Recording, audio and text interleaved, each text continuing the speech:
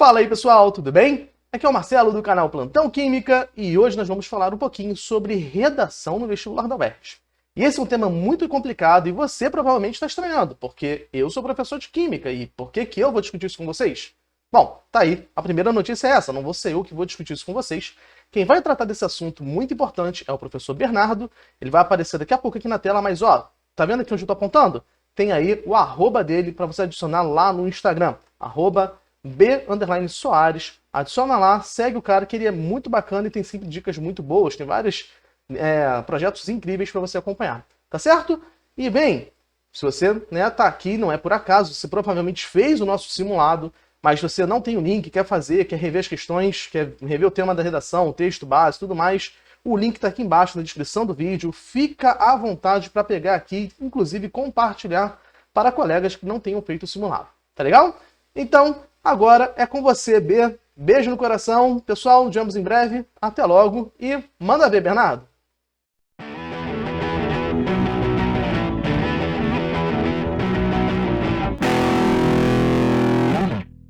Olá pessoal, tudo bem? Muito prazer, sou Bernardo Soares, sou professor de redação. Se você quiser, inclusive, me conhecer um pouco mais, estou aqui à sua disposição aqui, ó, nesse cantinho aqui, lá no meu canal do Instagram. E hoje vim conversar um pouquinho sobre 1984, né, que é o livro que vai ser cobrado na prova da UERJ deste ano. Você certamente já fez o seu simulado, já viu a sua redação, já tentou pensar um pouco nos textos de apoio a partir do que foi trabalhado no livro, que foi discutido no livro, e eu vim justamente dar uma olhada nessa prova com você, né? Pensar um pouquinho nesse simulado, pensar um pouquinho no que poderia ser dito aqui, para a gente conseguir fazer algo com ótima qualidade para a nossa prova. Então vamos pensar um pouquinho? Queria colocar aqui os textos motivadores à sua disposição, para a gente pensar um pouquinho neles, né? Só para a gente começar, antes eu vou olhar para a proposta e depois eu volto para o texto motivador em si, tá? Que eu acho que você vai compreender melhor um pouquinho o que eu quero te mostrar. Olha a proposta no fim. Vou pular o texto de cima. A partir da leitura do livro, é possível pensar sobre a seguinte questão: o que muda em uma sociedade de frequente vigilância? Eu já vou falar um pouco mais sobre isso, mas vamos olhar para a parte de baixo. Escreva uma redação argumentativo-dissertativa em prosa, com 20 a 30 linhas, discutindo essa questão. Utilize a norma padrão da língua portuguesa e atribua um título à sua redação, que deve ser escrita inteiramente com caneta e não deve ser assinada. Esse é, inclusive, o padrão aí de proposta que a UERJ costuma trabalhar, as instruções que ela costuma apresentar. Antes de tudo, eu queria te chamar a atenção para essa ideia de texto argumentativo dissertativo. O que é um texto argumentativo dissertativo? É um texto que prioriza o papel da argumentação diante de uma estrutura dissertativa, né? Diante de uma estrutura de dissertação, de introdução, desenvolvimento, conclusão, defesa de tese. Então, todas essas coisas precisam estar presentes no texto que você está produzindo, no texto que você produziu, no texto que você vai produzir. Você sempre tem que pensar nesse papel da argumentação, que é um papel muito importante nesse nosso processo. Então aqui a gente tem um texto de 20 a 30 linhas. É importante que você obedeça a essa quantidade de linhas, porque 19 linhas para baixo a gente já não tem mais uma nota 10 na prova da UERJ, né? Na verdade, essa nota já desce bastante. A partir da nota 6, os textos já têm de 20 a 30 linhas, então é importante que você tenha esse cuidado e, mais do que isso, que você deixe clara toda essa estrutura, principalmente a partir daquilo que a gente chama de tese, que é a parte principal, que é a opinião central desse tema. Então, tudo isso você já conhece, a gente já sabe do que está falando, agora a gente precisa passar para o texto em si. Ó, vamos começar pelo texto motivador, que ele é bem importante, um trechinho do 1984. Inclusive, se você ainda não teve a oportunidade de ler, eu estou com o meu aqui, ó. Por favor, leia, tá? É um livro importante, é um livro relevante, ele precisa ser lido para que ele seja utilizado na prova, tá? O meu está todo lido, está todo marcadinho. Inclusive, queria te fazer o convite, né? A partir desta semana, a partir de hoje, na verdade, eu vou começar a trabalhar um clube do livro sobre 1984. Agora, às 8 da noite, eu vou começar com uma live, às 7 da noite, na verdade, com uma live em que eu vou fazer uma introdução geral a respeito do livro E depois, a partir da terça-feira, eu vou trabalhar essa leitura com os alunos num grupo lá do meu Telegram. Eu coloquei até no link na bio lá do meu Instagram. Se você quiser participar, você vai ser super bem-vindo. É importante que você faça essa leitura e a gente vai fazer isso pelos próximos meses. Então vamos dar uma olhada num trecho aí, que é um trecho inicial da obra, tá? Tá assim, ó. Por trás de Winston, a voz da teletela ainda tagarelava a respeito do ferro gusa e da superação do nono plano trienal. A teletela recebia e transmitia simultaneamente. Qualquer barulho que Winston fizesse, mais alto que um cochicho, seria captado pelo aparelho. Além do mais, enquanto permanecesse no campo de visão da placa metálica, poderia ser visto também. Naturalmente, não havia jeito de determinar se, num dado momento, o cidadão estava sendo vigiado ou não. Impossível saber com que frequência ou que periodicidade a polícia do pensamento ligava para a casa deste ou daquele indivíduo. Era concebível mesmo que observasse todo mundo ao mesmo tempo. A realidade é que podia ligar determinada linha no momento que desejasse. Tinha-se que viver e vivia-se por hábito transformado em instinto na suposição de que cada som era ouvido e cada movimento examinado, salvo quando feito no escuro. Winston continuou de costas para a teletela. Era mais seguro, conquanto até as costas pudessem falar. A 1 quilômetro dali, o Ministério da Verdade, onde trabalhava, alteava-se alvo e enorme sobre a paisagem fuliginosa. Vamos pensar um pouquinho no que a gente está vendo aqui. Vamos pensar um pouquinho no que a gente está encontrando aqui como obra. Esse aqui é o início de 1984, tá? A primeira parte do livro, ela é responsável principalmente pela apresentação do Winston, né, que é o personagem principal, que é o cara que está aqui em discussão neste texto. Né? Então, essa primeira parte faz uma apresentação dele, faz uma apresentação da vida dele, de como ele trabalha, onde ele trabalha, o que ele faz. O Winston, ele é o responsável pelo Ministério da Verdade, né? Ele trabalha no Ministério da Verdade, que é o ministério responsável pela criação de mentiras, de notícias falsas, bem paradoxal, inclusive, né? Justamente por quê? Porque é esse ministério que cria as notícias, que cria as informações, que cria aquilo que deve ser passado como informação para aquela sociedade que está sendo alienada, que está sendo enganada e tudo mais. Então, esse cara e esse ministério, eles são responsáveis por essa fabricação de verdades, basicamente. E a gente vive numa sociedade, em 1984, extremamente vigilante. É uma sociedade de vigilância, é uma sociedade de controle, é uma sociedade com um olhar voltado para a vigilância das pessoas. As pessoas são constantemente vigiadas e disciplinadas. O pensamento delas, digamos assim, ele é colonizado. As pessoas já nem pensam mais com liberdade. Por quê? Porque existe uma sociedade que diz o que elas devem pensar, que diz como elas devem pensar, que diz o que elas devem fazer, como elas devem fazer. Então existe constantemente esse controle. E esse controle é feito a partir das teletelas. O que seriam as teletelas? São basicamente televisões, digamos assim, né? Televisores que têm uma visão dupla. Ou seja, tudo o que eu vejo também me vê, digamos assim. Então, ao mesmo tempo em que eu vejo o que está passando naquela TV, aquela TV vê o que está passando comigo, né? O que está acontecendo na minha casa. Então, é um controle exagerado e excessivo que existe naquele lugar. Justamente porque estamos tratando de uma sociedade extremamente totalitária, extremamente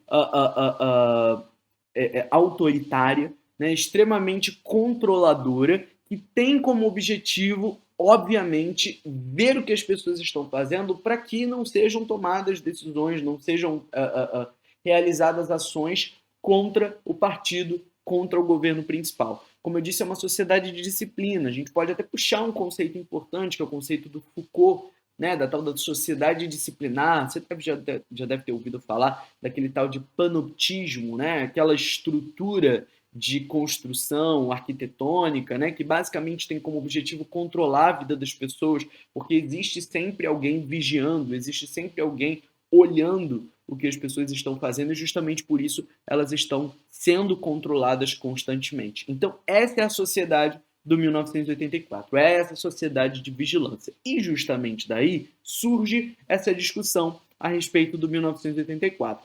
O tema da UERJ, basicamente, ele funciona dessa maneira. Existe um pequeno parágrafo do livro, que obviamente parte do princípio de que você já leu o livro, né, que você compreendeu tudo que está sendo falado naquela prova.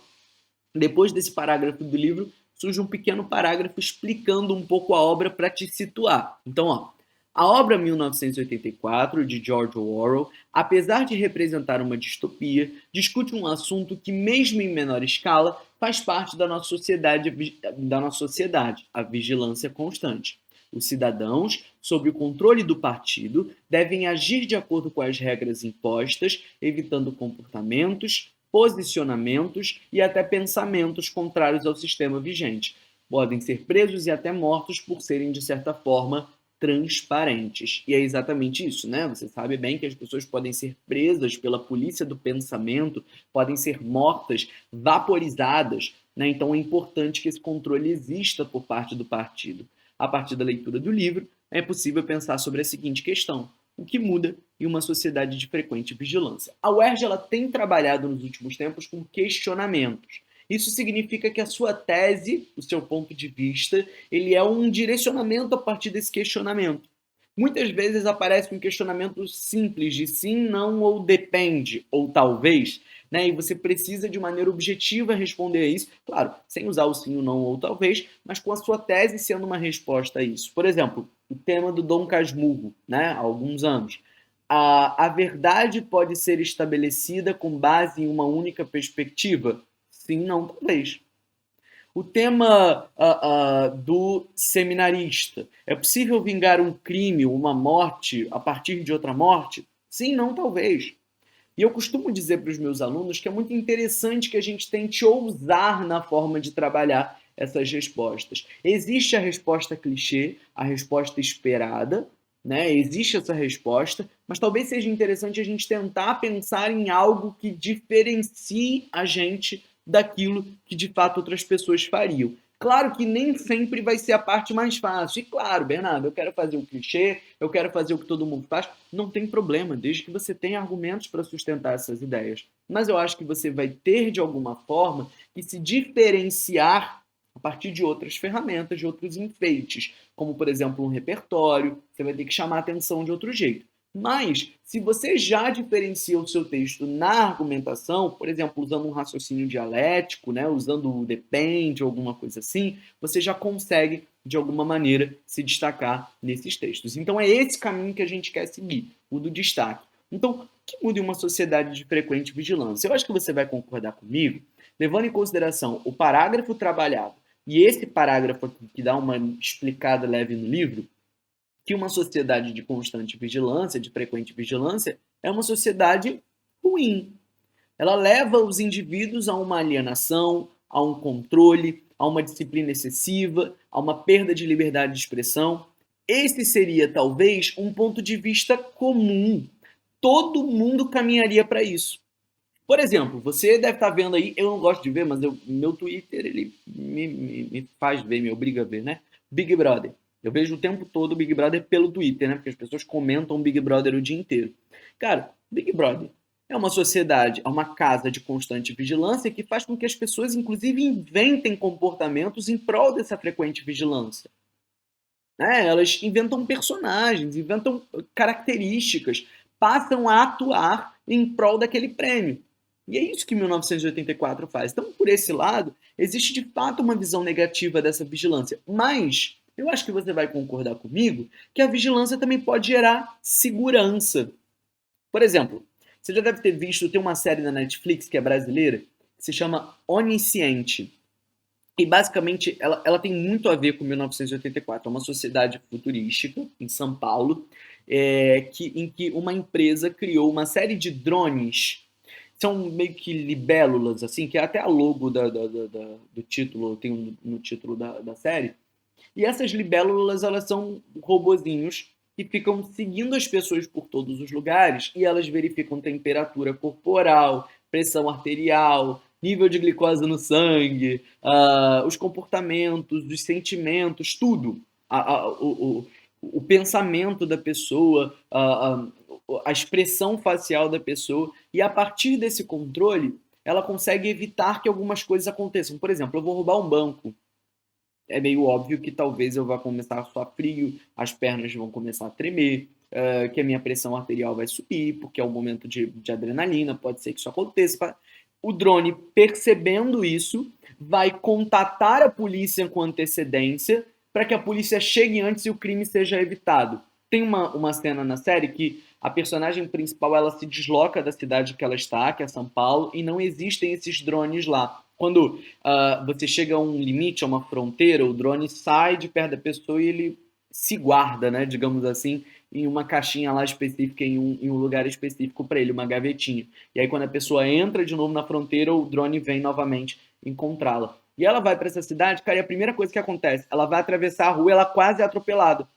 Por quê? Porque nessa sociedade, o drone evita que esses acidentes aconteçam. Ele meio que avisa o carro e o carro diminui a velocidade, ou o carro desvia. Então, é uma sociedade de mais segurança. Certamente você não pensaria isso em um primeiro momento.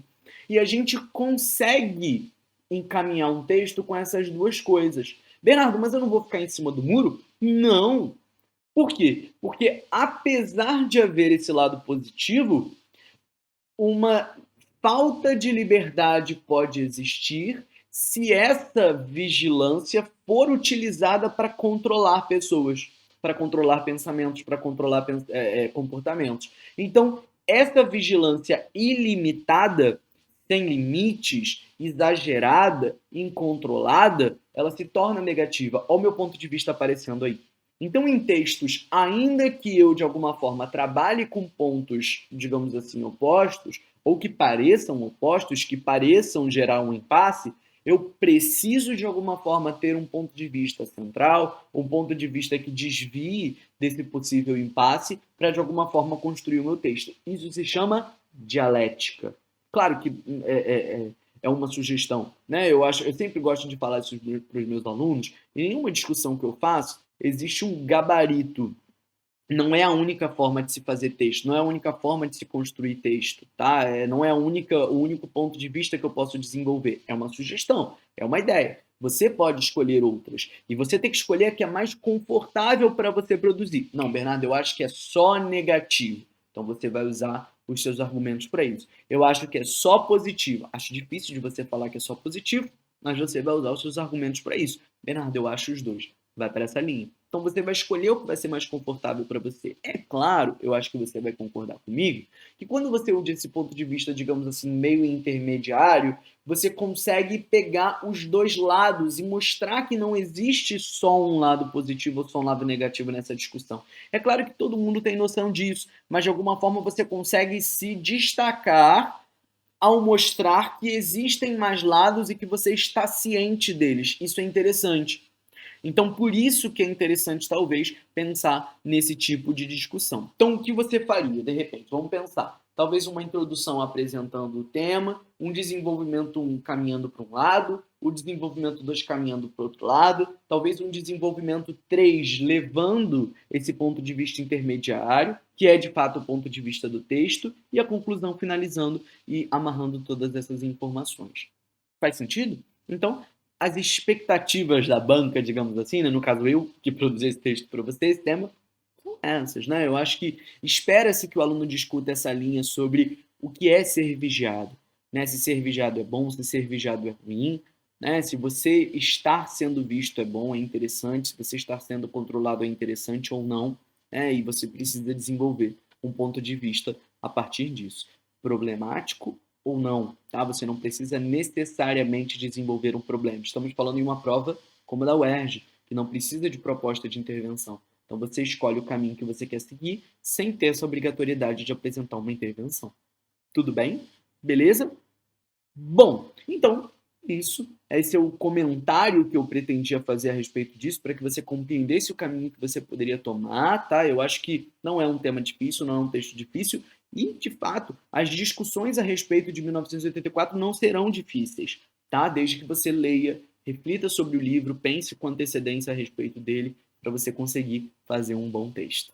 Tudo bem? Bom, continuo à sua disposição, se você precisar. Como eu te disse, eu vou começar esse Clube do Livro. Se você quiser fazer parte, estou à sua disposição. Dá uma procurada lá no meu Instagram, no link para você entrar no Clube da Leitura. Eu coloquei um clube lá no Telegram.